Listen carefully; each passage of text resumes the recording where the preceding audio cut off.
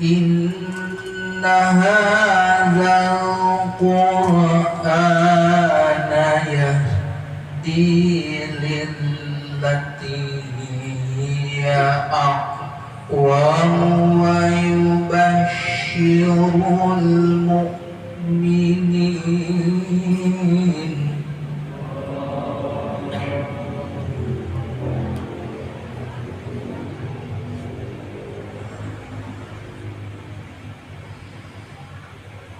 wa yubashshirul mu'minin alladhina ya'maluna as-solihat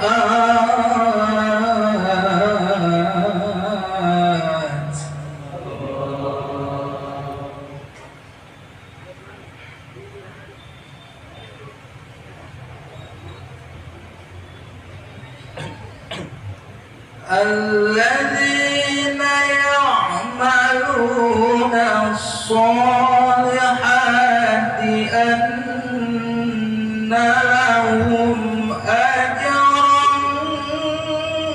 كبيرا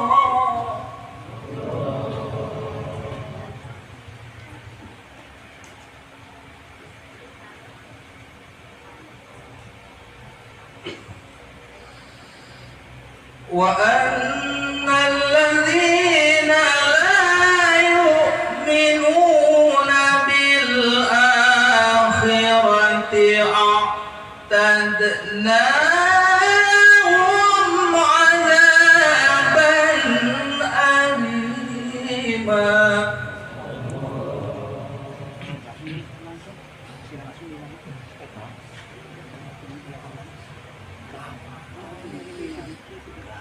ويدعو الإنسان بالشر دعاءه بالخير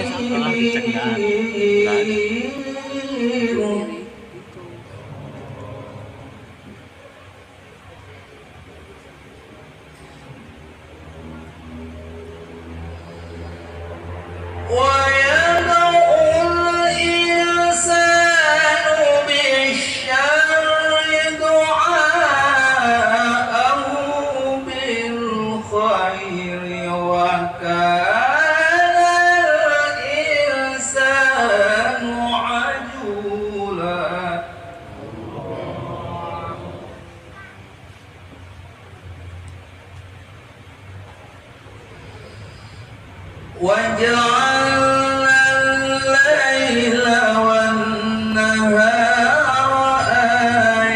آيتين فمحونا آية الليل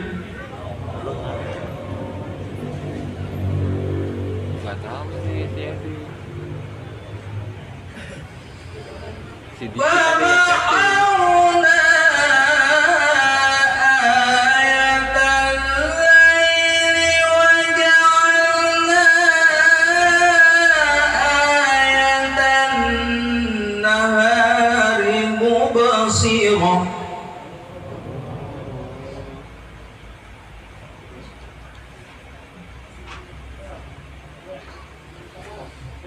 وجعلنا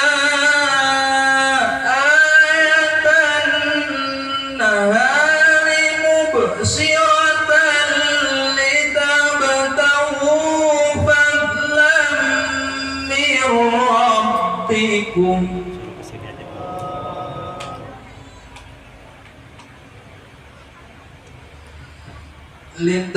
لتبتغوا فضلا من ربكم ولتعلموا عدد السنين والحساب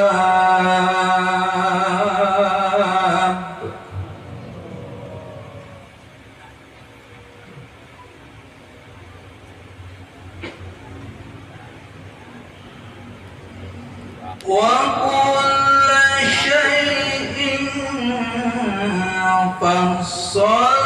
فصلناه تفصيلا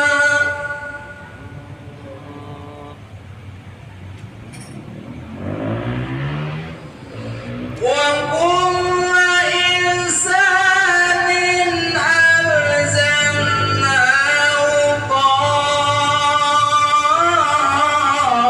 طائره في عنقه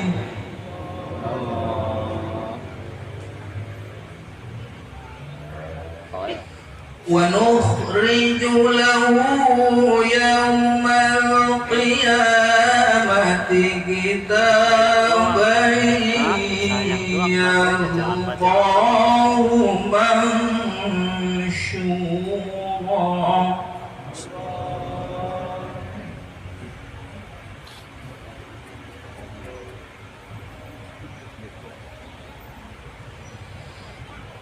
ونخرج له يوم القيامة كتابا يلقاه منشورا اقرأ كتابك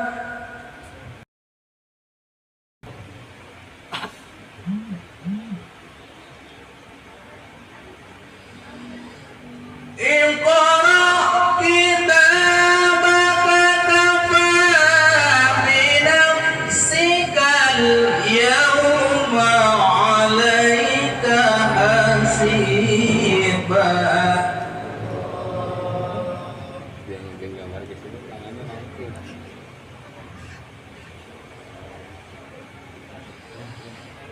بسم الله الرحمن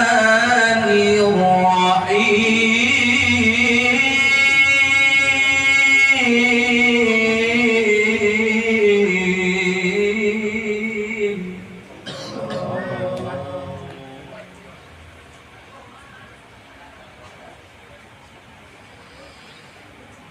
الحمد لله الذي وهب لي على الكبر إسماعيل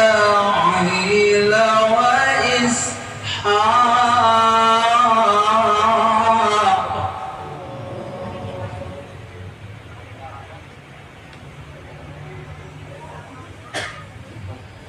إن ربي لسميع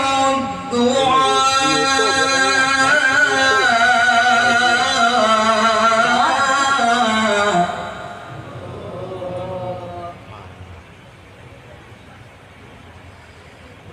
رب اجعلني مقيم الصلاة ومن ذريتي ربنا وتقبل دعاء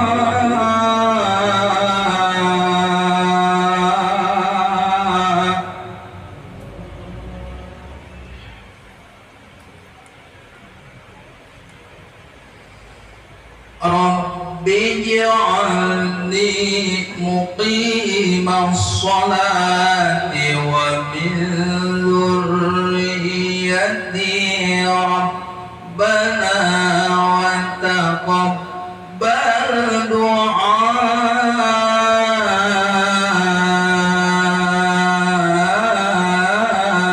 دعاء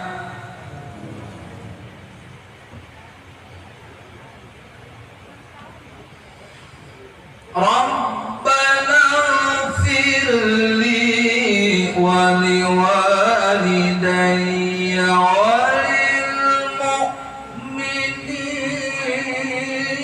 وللمؤمنين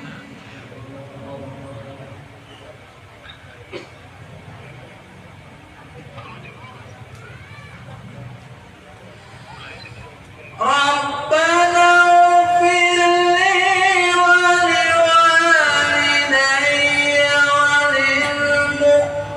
وللمؤمنين يوم يقوم الحساب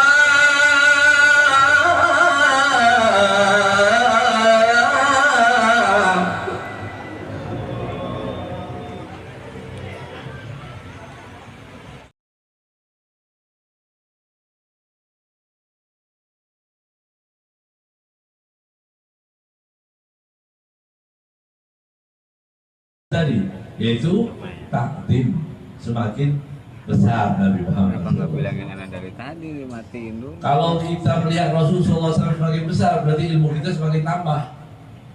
Begitu. Itu disebutkan dalam hadis.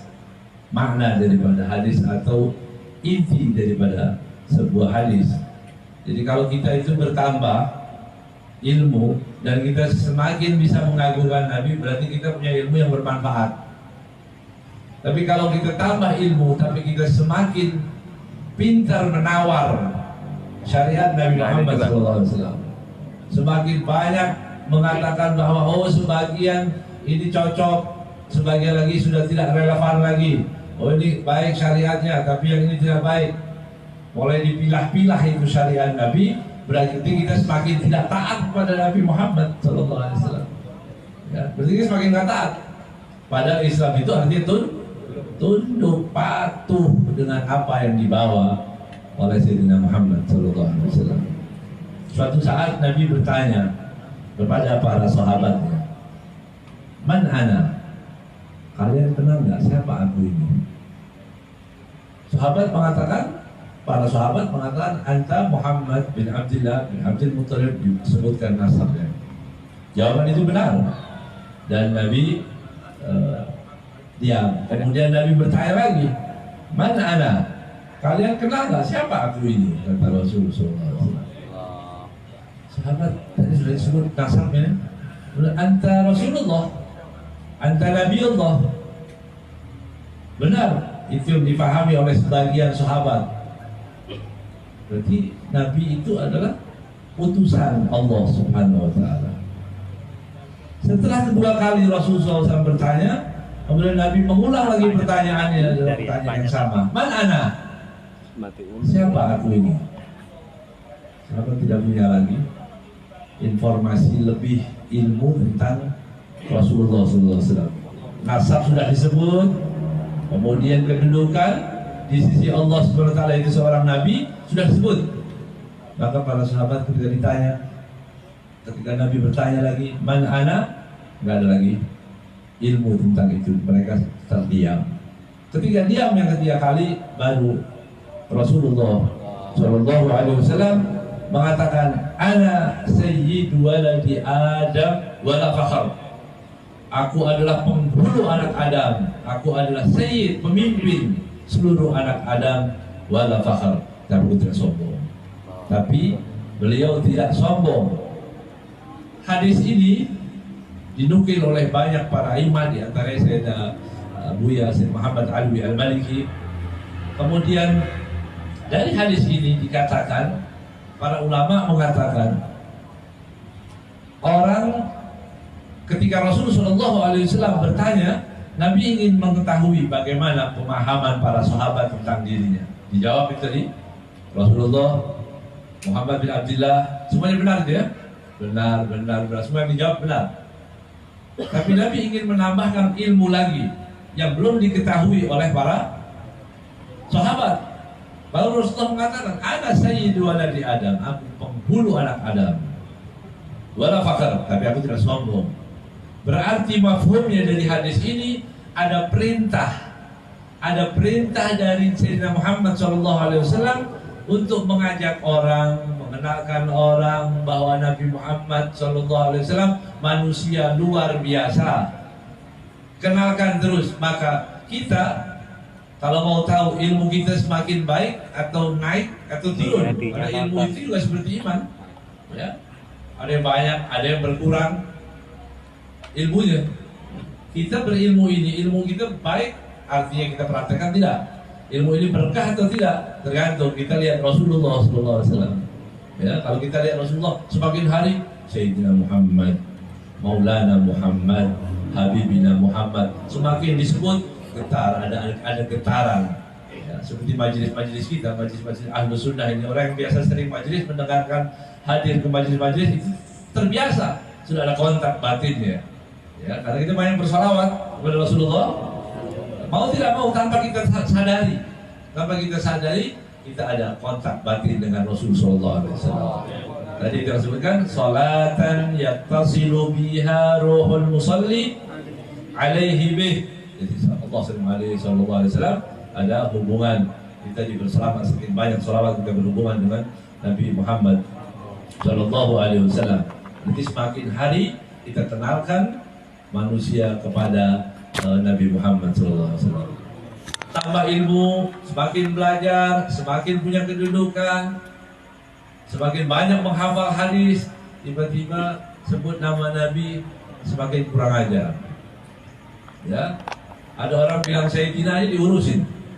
Ya, ada orang bilang Sayyidina, oh itu berarti merendahkan Rasulullah. Begitu ada orang mengatakan begitu. Ini salah asuh ya. Ini salah asuh atau salah obat ya. Ada orang bilang Sayyidina, nggak boleh Sayyidina. Ya. Tidak boleh orang mengatakan Sayyidina. Karena Nabi itu sudah diangkat sebagai Nabi. Nabi lebih tinggi daripada sekedar Sayyidina. Nah ini kan ya. Kelewat pintar. Arti pintarnya udah lewat. Nah, yang sisa bodohnya berarti ya.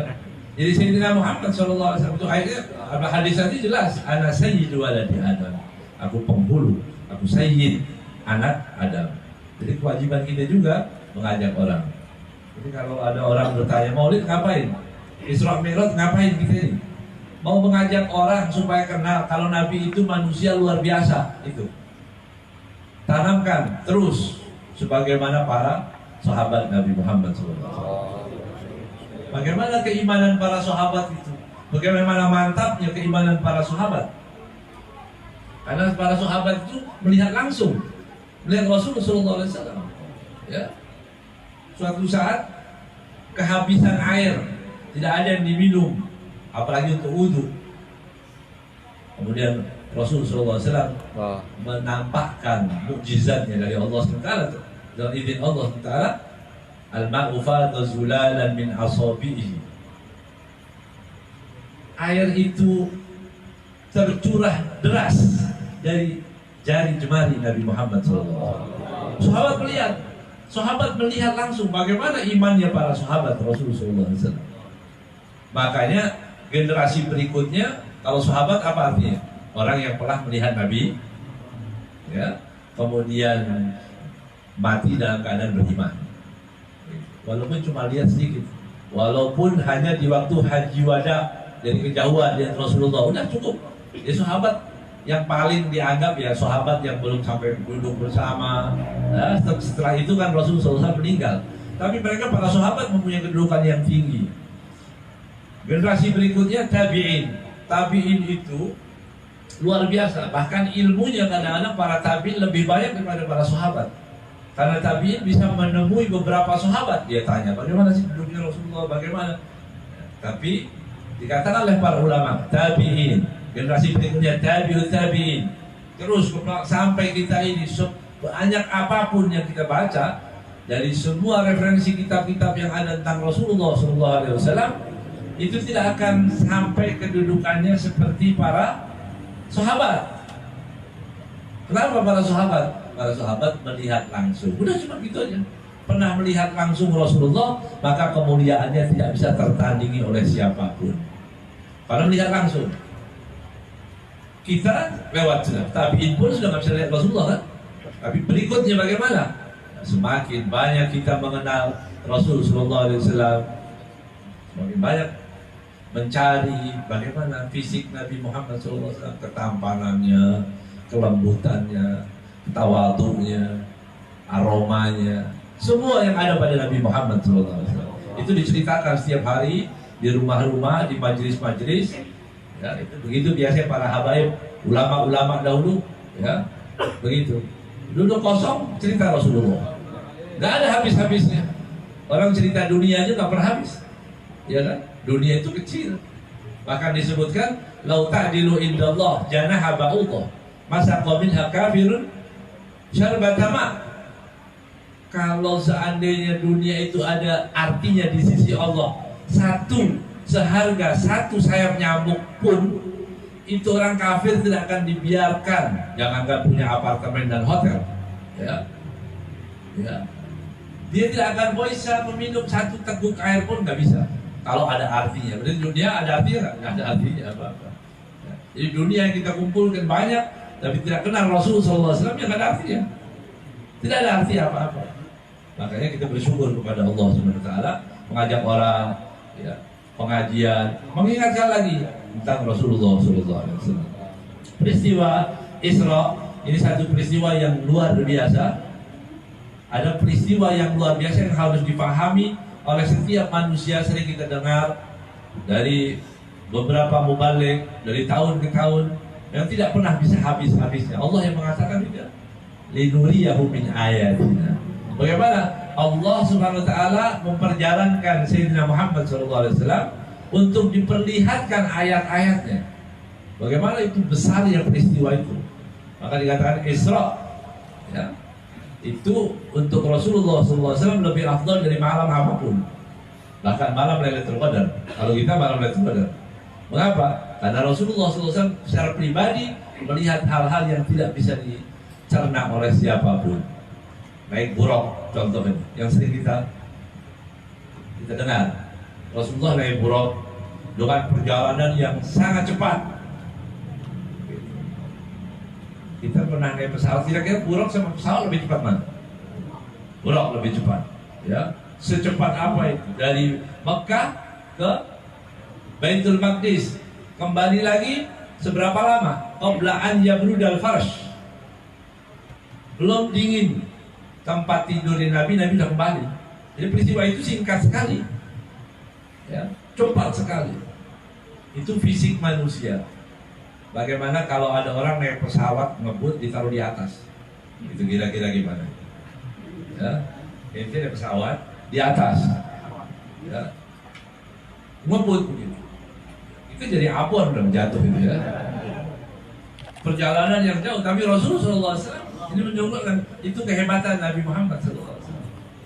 Naik buruk tidak masalah, bukan cuma di situ, bukan hanya dengan kecepatan yang ada, tapi juga Rasulullah SAW melihat cahaya-cahaya yang tidak bisa dilihat oleh siapapun, sampai-sampai Sayyidina Jibril alaihissalam, malaikat paling afdalnya malaikat, sampai satu tempat Sayyidina Jibril mengatakan lau taqaddamtu lahtaraktu.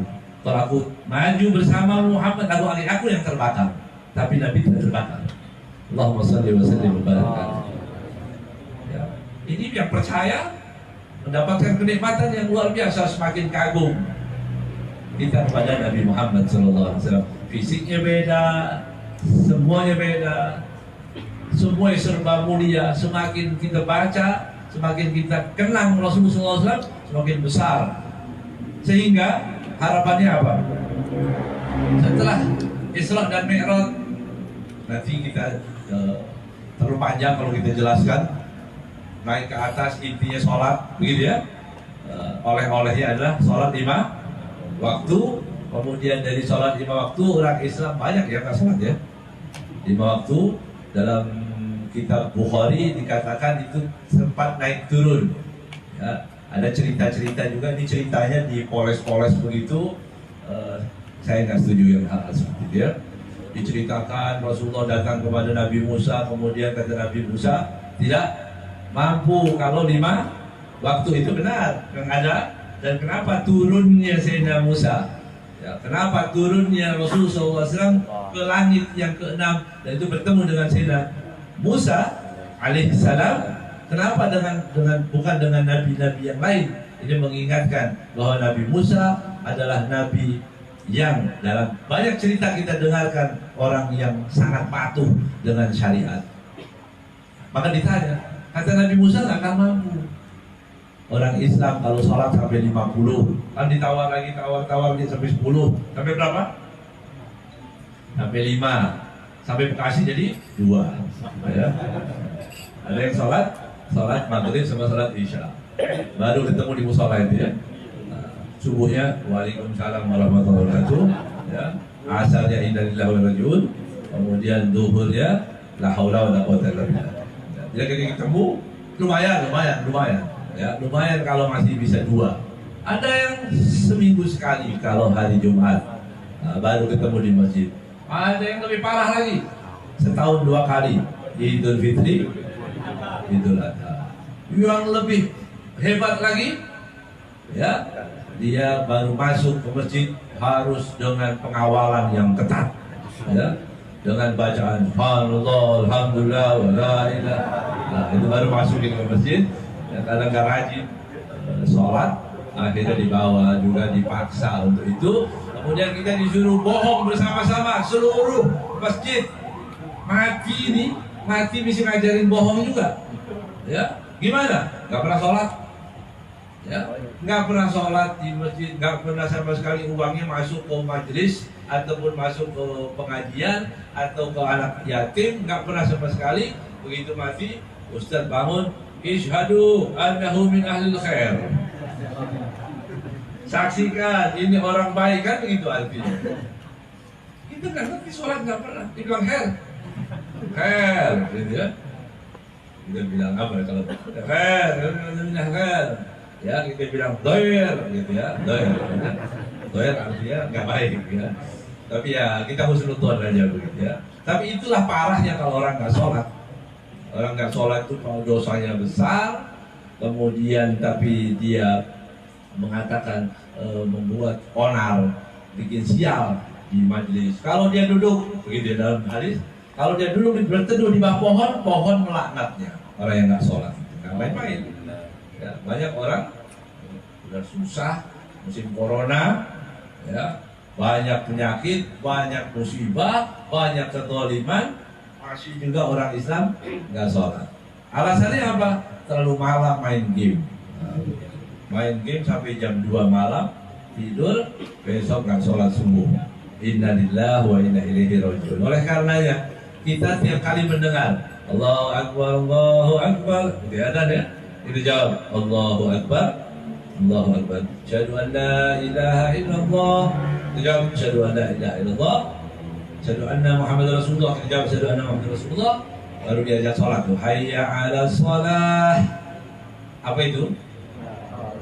La haula wala quwata illa billah. Jadi kalau tidak ada kekuatan yang dititipkan oleh Allah, dia nggak akan bisa sholat. Berarti kalau orang tidak bisa sholat, berarti dia dititipkan kekuatan oleh Allah Subhanahu wa Ta'ala. Besok kita punya dalil, ya, kita punya dalil kalau ada sholat. As-sholat, hayya 'ala sholah, la haula wala quwata illa billah. Benar ya? Kalau nggak dikasih ketitipan oleh Allah kekuatan, nggak bisa sholat. Dia tidur lagi ya, kurang ajar berarti ya. Dia selain meninggalkan sholat, dia juga suudzon. Dia berburuk sangka kepada Allah. Jadi yang benar bagaimana? Bangun, ya bangun. Masa kita berburuk sangka kepada Allah? Hayya 'ala sholat, la haula wala quwata illa billah. Masuk ke masjid. Lihat di masjid-masjid, biasanya kalau perjalanan jauh kita di pinggir-pinggir atau sedikit ke arah kampung di mana itu, atau mungkin di sini juga mungkin ya, wallahu a'lam. Biasanya yang hadir yang ke masjid sholat subuh orang tua-tua, ya, orang tua-tua nggak pakai masker, batuknya 2 menit sekali, ya, gitu. Masya Allah, ya. Itu luar biasa. Ini orang yang was-was, begitu ada yang batuk, alasan lagi takut saya. Kata setan, udah jangan sholat daripada kena corona. Nah, begitu ya. Itu kata setan. Ya. Tapi kita enggak dekati Allah Subhanahu wa Ta'ala dengan sholat. Jadi, hayya 'ala sholat, la haula wala quwata illa billah. Apa hikmahnya? Kalau orang sholat kemudian dengan baca la haula wala quwata billah, enggak ada sombong. Kenapa saya bisa sholat? Ya Allah titipkan saya, alhamdulillah. Allah pilih saya, alhamdulillah. Gitu. Jadi bukan sombong lagi. Saya. Kalau orang yang nggak sholat sama sekali, kemudian dia di waktu dia nggak sholat, kemudian atau dia sholat, begitu selesai sholat keluar, dikatakan, masya Allah di kampung ini jam 4 belum ada yang bangun, kita keluar yang sholat tahajud, lihat keluar kanan kiri di kampung nggak ada yang soleh, ya. Kayak paling wali saya ini sendiri ya, nggak ada orang yang bangun. Tapi kalau kita bilang la haula wala quwwata illa billah, ya udah selesai. Ini titipan dari Allah Subhanahu wa Ta'ala. Makanya ada orang sehat, nggak kena penyakit, nggak kena apa-apa, bisa nggak sholat?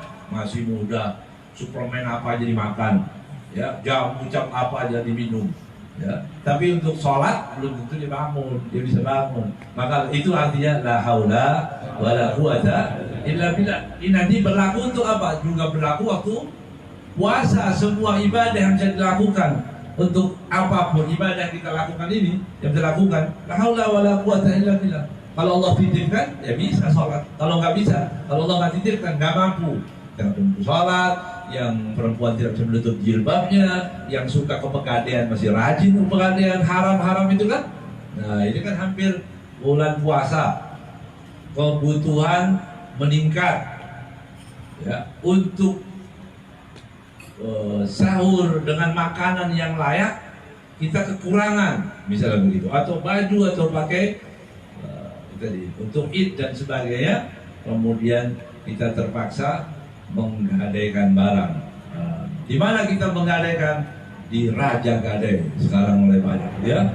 Raja Gadai, gadai itu riba, pinjam 1 juta bayar 1.200.000, itu namanya riba.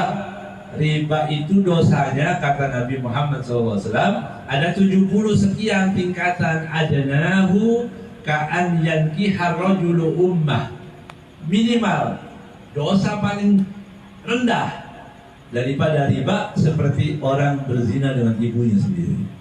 Nah, ini banyak orang rajin sholat, rajin ibadah, tapi riba terus. Hati-hati ya. Maka dikatakan lebih baik mana? Sholat 1000 rakaat tapi makan riba, atau sholat cuma 2 rakaat tapi berhenti riba. Mana lebih afdol? Meninggalkan maksiat, tarkul maksiat ya, afdolul ibadah tarkul maksiat. Yang paling afdolnya ibadah adalah meninggalkan maksiat. Jadi bukan orang menambah maksiat, tapi meninggalkan kemaksiatan. Riba itu tadi banyak ini orang-orang ya, banyak riba. Dulu orang itu rentenir sama, cuma sekarang pakai kantor, yang jaga pakai jilbab lagi. Innalillahi wa inna ilaihi raji'un. Dianggap itu sesuatu yang biasa-biasa saja. Nah, mulai antrian semakin panjang, mulai hampir Ramadan, coba jalan-jalan itu riba. Nah, situ dosanya. Kata Allah Taala, fa'danu biharbin minallah wa rasulih. Tidak ada dosa yang dinyatakan perang kepada Allah. Coba ya, perangnya terhadap Allah. Seperti orang yang makan riba. Riba itu dinyatakan perang oleh Allah SWT. Bagaimana bisa menang? Al-Habib Muhammad bin Ahmad Syafiri ya, dalam kitabnya Syarah Yaqutun Nafis, kenapa dikatakan umat Islam itu kalah? Mengapa kalah perang dengan orang-orang Yahudi? Padahal Yahudi sedikit, tapi kalah. Orang Arab kalah, orang Islam semua kalah dengan orang Yahudi. Karena tadi orang Islam sedang memerangi Tuhannya sendiri, perang dengan Tuhannya. Karena mereka sedang berperang dengan Tuhannya. Dengan apa? Riba. Ini hati-hati. Umat Islam kita harus pahami bersama. Riba yaitu hukumnya haram. Baik itu untuk menambah makanan atau usaha atau apa, enggak ada keberkahan semua. Yamhaqullahu riba wa yurbi shadaqat.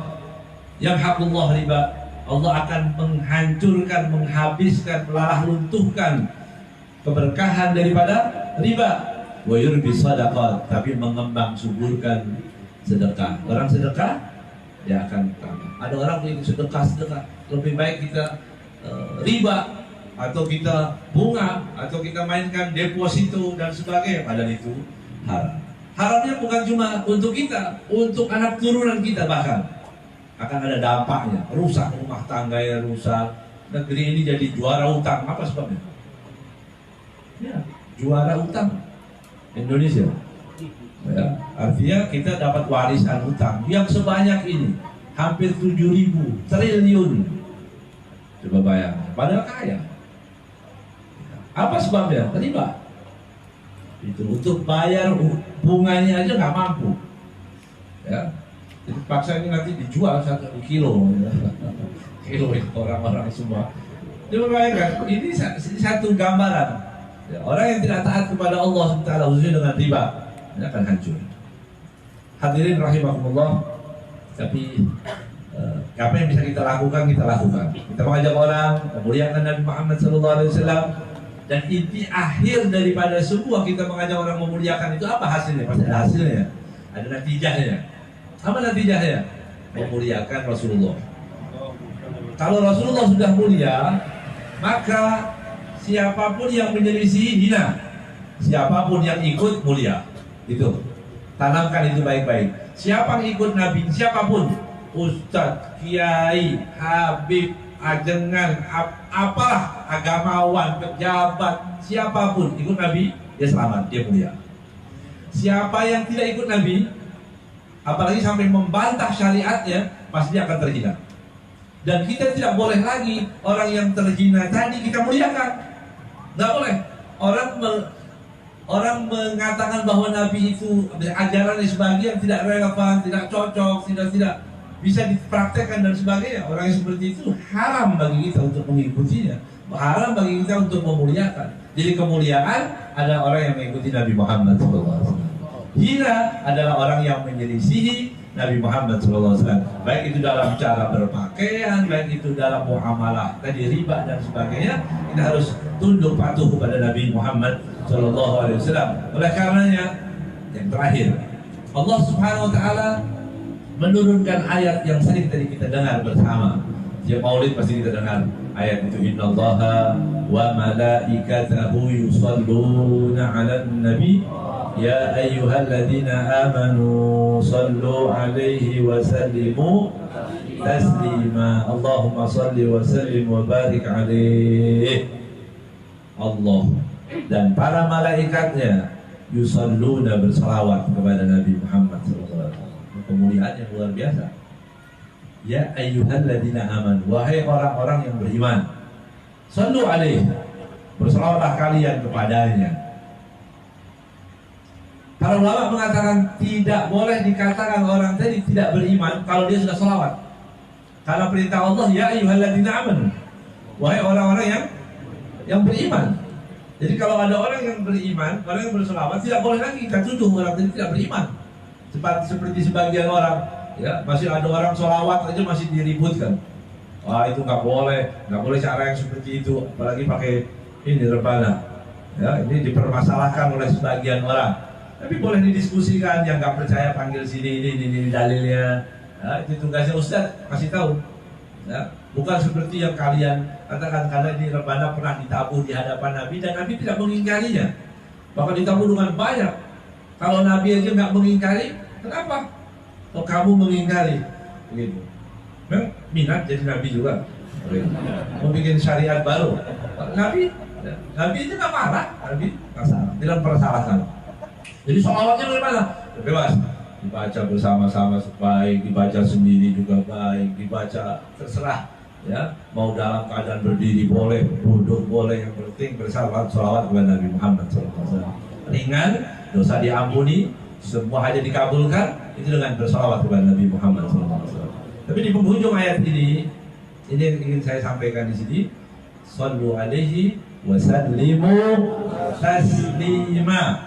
Ini maknanya. Banyak orang yang sering mengatakan yang penting salawat itu dalam keadaan riya, dalam keadaan apa pasti diterima. Nanti dulu. Ya, para ulama juga membahas salawat itu bisa menjadi makruh. Begitu kan? Salawat bisa menjadi haram. Jadi salat itu ada hukumnya juga. Tapi di sini dijelaskan wasallimu taslima. Ada yang mengatakan memang salawat artinya Allahumma sholli ala sayyidina Muhammad wa ala alihi washabihi wasallim. Kalau sholli Allahumma sholli wasallim. Ya Rabbi sholli ala Muhammad, sholli ala Muhammad, ya Rabbi sholli alaihi wasallim. Kalau di kitab-kitab itu sallallahu alaihi wasallam, ada shalla salam, sholli salim. Sama maknanya. Itu pendapat yang pertama. Maka orang dibahas banyak. Di antara saya Abdullah Sirajuddin, ya, Al-Imam Al-Hafidh, beliau mengatakan bahwa tadi maknanya sallu alaihi wasallim taslima, berarti ketika kalau salawat harus komplit. Allahumma sholli wa sallim. Tidak mengatakan Allahumma sholli ala Muhammad, enggak, tapi Allahumma sholli wa sallim. Tapi ada pendapat lain arti daripada salim. Jadi penting, sangat penting untuk orang-orang yang senang dengan berselawat, kayak kita ini suka berselawat, ya. Jadi perlu difahami juga. Arti salim di sini bukan hanya berselawat dan bersalam, tapi salim di sini adalah taslim, artinya pasrah, tunduk, patuh, tidak menawar-nawar syariat Nabi Muhammad SAW. Nah, itu baru sholawatnya makbul, sholawatnya benar-benar diterima. Sholawat yang seperti itu menunjukkan kesempurnaan sholawat. Setelah kita bersolawat, kita agungkan Nabi Muhammad SAW. Pengagungan perlu pembuktian. Pembuktian apa? Patuh pada syariat. Jangan orang sholawatnya sholawat, ya, tapi Homer dibilang halal, misal begitu. Ya. Sholawatnya rajin, istighosahnya lancar, begitu. Tapi riba, ahlan wa sahlan. Ya, begitu. Rajin sholawat, tapi jilbab dilepas, tidak pakai jilbab. Ini kan nggak baik. Maka yang di ayat ini tepat. Wasallimu taslima, artinya setelah berselawat kita tunduk patuh dengan apa yang dibawa oleh Nabi Muhammad SAW. Pahami itu baik-baik. Khususnya anak-anak muda yang berselawat, jangan, tidak ada orang mulia orang yang tidak ikut Nabi Muhammad SAW. Siapapun yang kita anggap mulia, oh ini luar biasa, ini ilmunya luar biasa, ya, bisa jalan di atas langit, misalnya begitu, atau jalan di atas air, hebat, luar biasa, tapi nggak ikut syariat Nabi Muhammad SAW. Tinggalkan itu. Karena kepatuhan pada Rasulullah SAW ini kesempurnaan hubungan kita kepada Allah dan pada Rasulnya. Ini sesuai juga dengan ayat yang disebutkan fala wa rabbika la yu'minun hatta yuhaqqimuka fima syajara bainahum tsumma la yajidu fi anfusihim harajan mimma qadaita wa yusallimu taslima. Ini ketemu ayatnya, ya. Apabila Rasulullah SAW berkatakan, "Fala wa rabbika," tidak, demi Tuhanmu. La yu'minun, mereka tidak beriman. Hatta yuhaqqimuka fi ma syajara bainahum, sehingga mereka menjadikan bertahkim, menjadikan hakim tunggal dalam setiap problema kehidupan, setiap ada perselisihan, harus larinya kepada Nabi Muhammad SAW. Kalau sudah ditentukan oleh Rasulullah, boleh, tidak boleh. Rasulullah mengatakan, misalnya, babi itu haram, babi itu dagingnya, kulitnya, matanya, air matanya, apalagi yang paling kecil tulangnya, apanya pun yang dari babi, vaksinnya, begitu ya, semua yang itu haram, titik. Ya. Nggak ada lagi bilang itu. Oh itu tapi karena daruratnya di mana? Ini orang nggak ada apa-apa, nggak ada yang mati di jalan-jalan, ya, belum darurat. Dan belum tentu juga kalau sudah divaksin dengan yang haram itu kemudian kita nggak mati, pasti mati ya. Atau kemudian kita terhindar dari penyakit yang kita khawatirkan, nggak boleh. Nah, itu Islam harusnya begitu. Nggak usah pakai ditawar-tawar. Ini nggak perlu fatwa. Ini nggak perlu fatwa MUI. Sesuatu yang diharamkan itu mutlak. Kalau ada barang yang tidak ada zaman Rasulullah SAW itu difatwakan. Tapi sesuatu yang sudah ada, babi ini ada dan diharamkan di Al-Quran. Gak ada orang yang bisa menghalalkan lagi kecuali dalam keadaan darurat. Dan daruratnya seperti apa? Itu yang nanti dibahas. Ya. Nanti kalau Rasulullah SAW mengatakan ini haram, itu mana yajidu fi anfusihim harajan. Gak ada, kok begini ya? Gak ada. Pasti bukan gak ada, gak ada tapi, gak ada kok, gak ada apa aja. Apa kata Rasulullah? Ahlan wa sahlan. Ya Rasulullah, apa yang dibawa dari Rasulullah SAW pasti baik. Selamat hidup dunia dan akhirat. Supaya yajidu fi anfusihim harajan, ditentukan oleh Rasulullah, wa yusallimu taslima. Sama seperti ini, ayatnya sama. Wa yusallimu taslima, mereka bertaslim, patuh, tunduk dengan apa yang dibawa Nabi Muhammad SAW.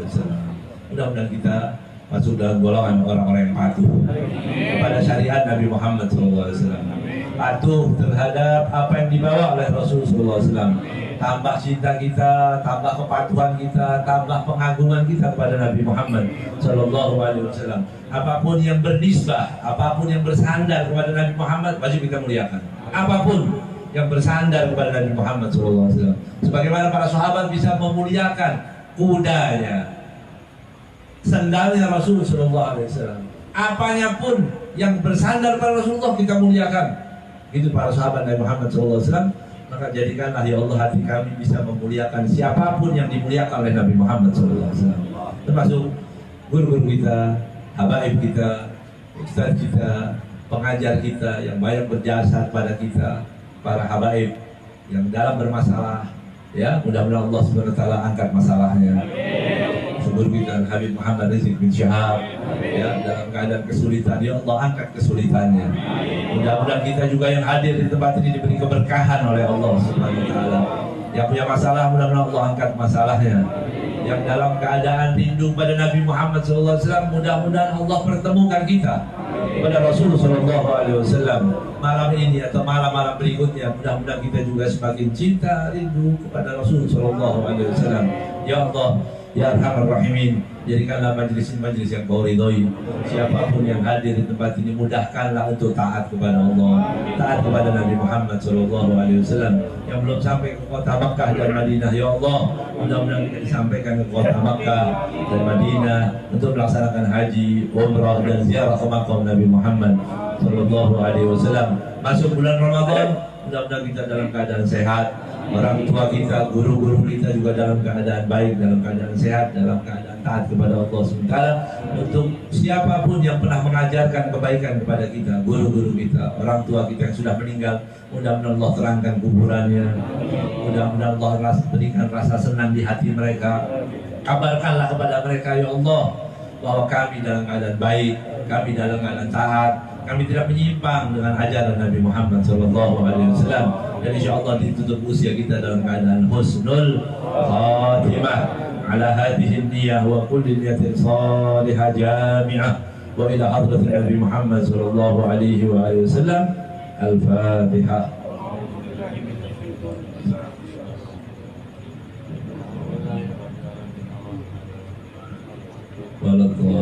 Amin. Assalamualaikum warahmatullahi wabarakatuh.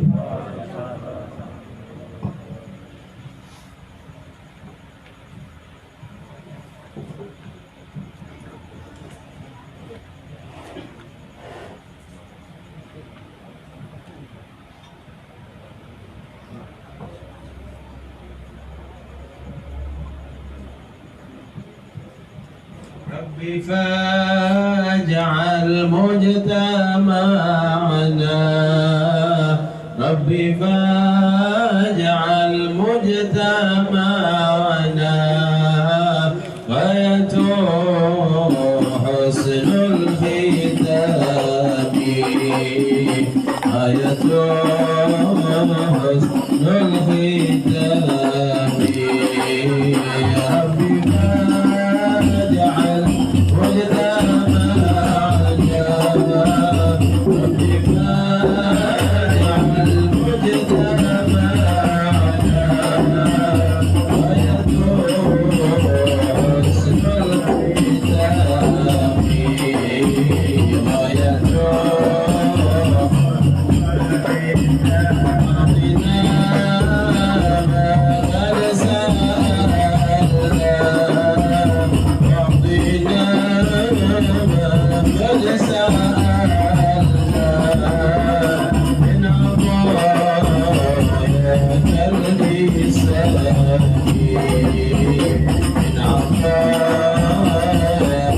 You'll be